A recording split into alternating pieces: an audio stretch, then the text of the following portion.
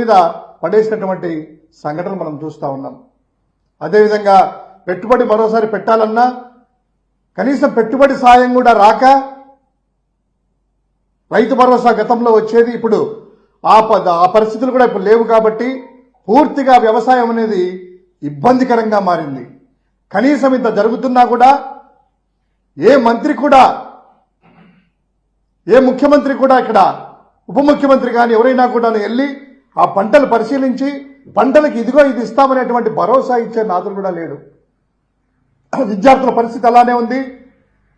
చివరికి ఆరోగ్యం బాగలేక ఆసుపత్రులకు వెళ్తే ఆరోగ్యశ్రీ కూడా పనిచేయక ఆసుపత్రుల బయటనే అక్కడే ప్రాణాలు వదిలేటువంటి పరిస్థితులు మనం చూస్తూ ఉన్నాం. విద్యార్థులకు హాల్ టికెట్లు రాక, ఫీజు రియంబర్స్మెంట్ అనేటువంటిది సక్రమంగా రాక, తెలుగుదేశం పార్టీకి సంబంధించినటువంటి వారి సానుభూతి పరులే సోషల్ మీడియాలో మా తమ్ముడికి రాలేదు అనేటువంటిది, హాల్ టికెట్ ఇవ్వలేదు, ఫీజు కట్టలేనటువంటి అభాగ్య పరిస్థితులు మనము కళ్ళెదుటున్నాయి మనకి.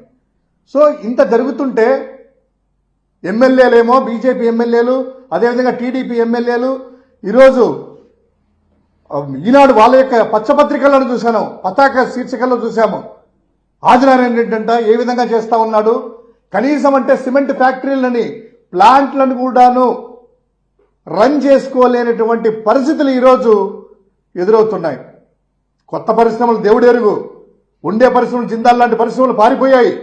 కానీ ఇప్పుడు రన్నింగ్లో ఉన్నటువంటి పరిశ్రమలు కూడా వారి యొక్క కమిషన్ కోసము, వాళ్ళ ట్రాన్స్పోర్టేషన్ కోసము 2 జిల్లాల మధ్య యుద్ధమే జరిగింది. మనం చూసాము 2 నెలల కిందట.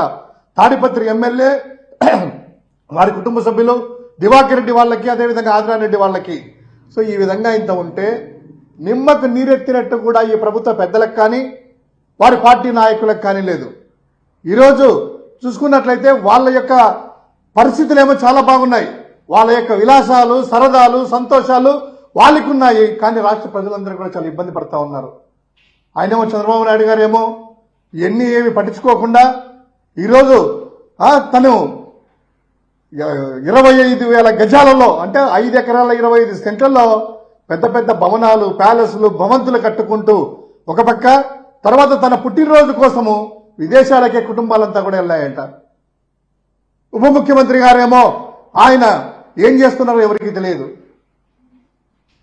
ఈ విధంగా పరిస్థితులు ఒక సైడ్ ఉంటే వారి యొక్క విలాసం ఎలా ఉందంటే, విలాసవంతమైనటువంటి పరిస్థితులు ఎవ్రీ వీకెండ్ వచ్చే లోపల ఏదో సాఫ్ట్వేర్ యజమానులో లేకపోతే సాఫ్ట్వేర్ కంపెనీ వాళ్ళు నెలకు ఒకసారి వీకెండ్ వచ్చే లోపల సొంత ఊర్లకు వచ్చి వెళ్తూ ఉంటారు కదా, వాళ్ళని నెలకన్నా ఒకసారి వస్తారు. కానీ మన రాష్ట్రంలో చూసుకున్నట్లయితే ముఖ్యమంత్రి గారు తనయుడు, అదేవిధంగా ఉప ముఖ్యమంత్రి గారు ప్రత్యేక విమానాలలో స్పెషల్ ఫ్లైట్స్ వేసుకొని వీకెండ్లు వెళ్తా ఉన్నారు. ప్రతి శుక్రవారం వచ్చే లోపల, శనివారం వచ్చే లోపల హైదరాబాద్కి ఒక ఫ్లైట్ వెళ్తుంది, మళ్ళా సోమవారం ఫ్లైట్ ఇక్కడికి వచ్చేస్తుంది.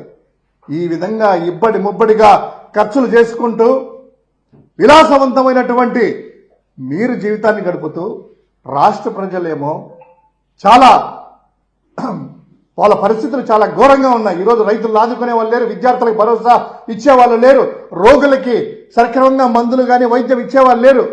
ఇటువంటి పరిస్థితుల్లో రాష్ట్రం ఉంది. కనీసము మీ ఎమ్మెల్యేలు అదుపు చేయలేని పరిస్థితుల్లో మీరున్నారు.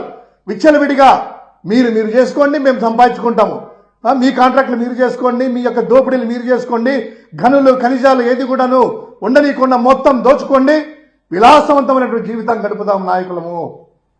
ప్రజలు ఓట్లేశారు, గాలికి వదిలేద్దాం అనేటువంటి పరిస్థితి ఈరోజు ఎదురైంది.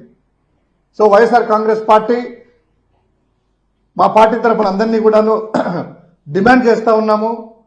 ఈ యొక్క రైతులని, హార్టికల్చర్ సంబంధించినటువంటి దెబ్బతిన్న రైతులను ఇమ్మీడియట్ గా ఆదుకోవాలని, అదేవిధంగా ఆక్వాకు సంబంధించినటువంటి ధరలు కూడా పడిపోయి చాలా యొక్క పరిస్థితి ఘోరంగా ఉంది కాబట్టి అక్కడ కూడా ఆక్వా పరిస్థితులు, విద్యార్థుల ఫీజు రియంబర్స్మెంట్లు, అదేవిధంగా రోగులకు సంబంధించినటువంటి ఆరోగ్యశ్రీ నిధులు ఇమ్మీడియట్ గా రిలీజ్ చేసేసి ఈ రాష్ట్రంలో కనీసం ప్రజలకు కనీస అవసరాలు తీర్చడానికి ప్రయత్నం చేయమని వైఎస్ఆర్ కాంగ్రెస్ పార్టీ డిమాండ్ చేస్తా ఉంది.